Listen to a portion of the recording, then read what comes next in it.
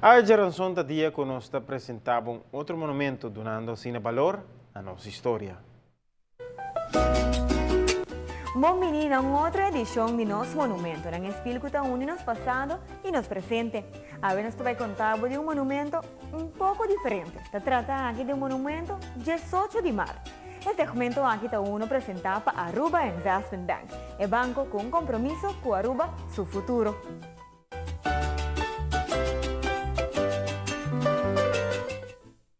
Na início do siglo passado, a geração na marcha e luta para nos países parar aue riba nos próprio pia. Of maneira antes toda bisa, bas de nos mesmo caso. Para Aruba por chega nos status novo do reino é aqui seguro não vai sem mais. E monumento para comemorar a pessoa na qual luta para essa aqui seguro está no seu lugar. O monumento aqui conhecido como 18 de março recorda a petição que na ano 1948 a que da entregada no tempo a Reina Wilhelmina, pedindo para Aruba receber status à parte. Ribe monumento aqui nos formirá estátua de John A. Eyman, ou também conhecido como o abogado do pueblo, como pilar na trás de luta aqui.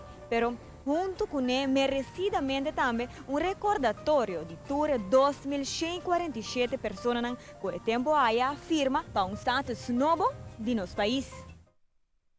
Na ano 1996, 50 anos depois de entrega de petição aqui, a develar o monumento para assinar dos momentos mais históricos de nosso país que é recordado em memória de Itur.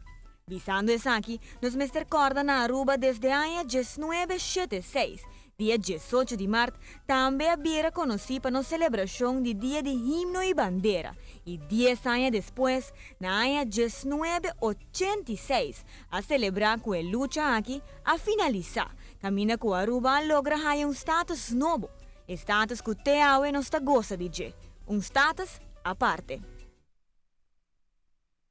Esse segmento aqui está uno que queda apresentar para Aruba Investment Bank, e banco com compromisso com Aruba, seu futuro. Nós te invitamos para que dependente para outros vão caminhar viajar mais de nosso monumento, não espírito que une nosso passado e nosso presente, e nos apresentar uma outra herência de nosso país.